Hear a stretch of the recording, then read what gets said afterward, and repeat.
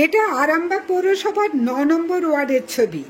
নিম্নচাপের প্রভাবে নাগাড়ে বৃষ্টি আর নিকাশির কোনো ব্যবস্থা না থাকায় এক হাঁটু জলের মধ্যে ডুবে গেছে কয়েকটি পরিবারের বাড়ি। চারপাশে শুধু জল আর জল। ঘরের ভিতরে নোংরা জলের মধ্যেই নরকের বাস। কে বলবে এটা পৌরসভা? পৌরসভায় জায়গার কাগজপত্র সব জমা দেওয়া আছে, নিয়মিত ট্যাক্স জমা দেওয়া হয়, তার উপরও সামান্য হকারি করে কোনো রকমের দিন গুজরান করা রাফিউল ইসলাম আজও আবাস যোজনার বাড়ি থেকে বঞ্চিত। এলাকার কাউন্সিলর, পৌরপ্রধান, এমনকি দিদিকে বলতে বারবার ফোন করেও কোনো সুরাহা হয়নি। যত বৃষ্টি হবে ততই জলস্তর বাড়বে।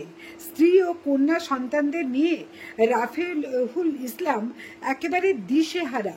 তিনি ক্ষোভের সাথে জানান, এই আবাস যোজনার বাড়ি সরকার দিচ্ছে আর তার জায়গা আছে, দলিল আছে, ট্যাক্স দেন, তাহলে কেন তিনি একটা সরকারি বাড়ি পাবেন না? এভাবে ফি বছর টিনের বাড়িতে বর্ষাকালে এক কোমর জলের মধ্যে তারা পাঁচটি পরিবার কিভাবে থাকেন একবারও কাউন্সিলর দেখেও যাননি। পানীয় জল নেই, নিকাশি নালা নেই, পৌরসভার কোনো সুযোগ সুবিধা কিছুই নেই এখানে। পুরো জলবন্দী হয়ে আছেন। বাচ্চাদের পড়াশোনার বই খাতা সব স্যাঁতস্যাঁতে হয়ে গেছে।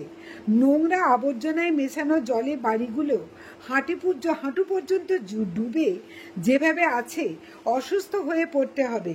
এই অবস্থায় পৌরপ্রধানের কাছে তাদের আবেদন, যাতে একটা সরকারি বাড়ি তারা পান তার দ্রুত ব্যবস্থা করার, এবং এভাবে দিনের পর দিন জলে ডুবে থাকা থেকে কিছু একটা সুব্যবস্থা করা, যাতে জল নিকাশ হয়ে বেরিয়ে যায়, তার জন্য কোনো ব্যবস্থা গ্রহণ করার।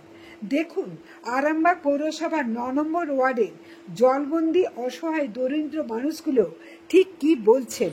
নপাড়ার বাসিন্দা ৯ নম্বর ওয়ার্ডে কাউন্সিলরকে বারবার ধরে আমরা জানাইছি, পৌরসভাকে বারবার ধরে জানিয়েছি যে আমাদের এখানে খুব জল জমে যায়। এখানে 5টা ঘরের 5টা মানুষ বাস করে, কিন্তু আশপাশে সবই জমে যাচ্ছে। কোনো জল নিকাশি নেই, কোনো কলের নিকাশি নেই, কোনো ইয়ে নেই। বা আমার দলিল বা সব কিছু আমার পৌরসভায় দেওয়া রয়েছে, দিদিকে বলে জানানো হয়েছে। দিদি পৌরসভায় ফোন করিয়ে বলে যে দলিলপত্র দাও, ট্যাক্স কাটানো সব কিছু রেডি করা হয়েছে, কিন্তু আমি এখনও কোনোভাবে ঘর পাচ্ছি না। আমার ঘরের জন্য খুব অসুবিধা হয়ে যাচ্ছে। আমি গরিব মানুষ, আমি হকারি করে খাই। আমার ঘর যেন খুব তাড়াতাড়ি দেওয়া হয়, পৌরসভাকে আমি জানাচ্ছি বা পৌরসভার চেয়ারম্যান স্যারকেও জানাচ্ছি। এটা ঘর দিচ্ছে সরকার দিচ্ছে, দিদিকে বলো, দিদিও দিচ্ছে, সরকার তো দিচ্ছে, তার জন্য আমরা কেন ঘর পাচ্ছি না? কেন আমরা পাবো না? কেন আমরা পাওয়ার যোগ্য?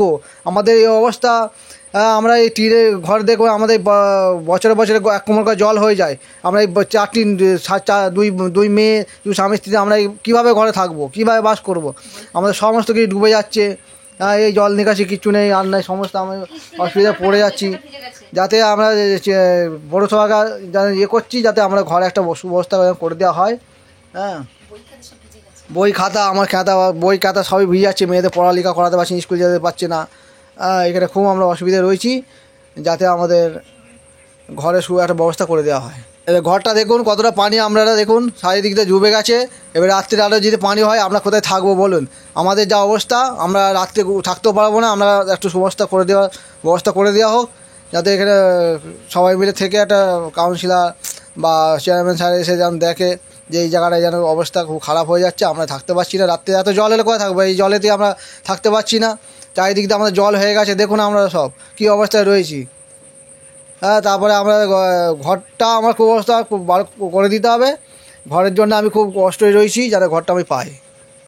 এখন এক কোমর পানিতে দাঁড়িয়ে আছি, তাহলে এবার সারা রাত আছে, সারা দিন আছে। 2 ঘন্টা পানিতে ঘর এক কোমর হয়ে গেছে, তাহলে এবার সারা রাত আছে, সারা দিনটা আছে। কোথায় যাব?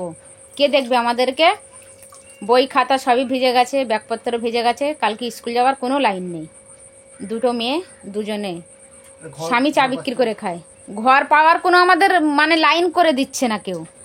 টাকা, জায়গা, জমি সবই কাগজপত্র দেওয়া আছে, সবই কিছু দেওয়া আছে পৌরসভা। এক কোমর করে ডুবে যাচ্ছে, আমরা থাকবো কি করে?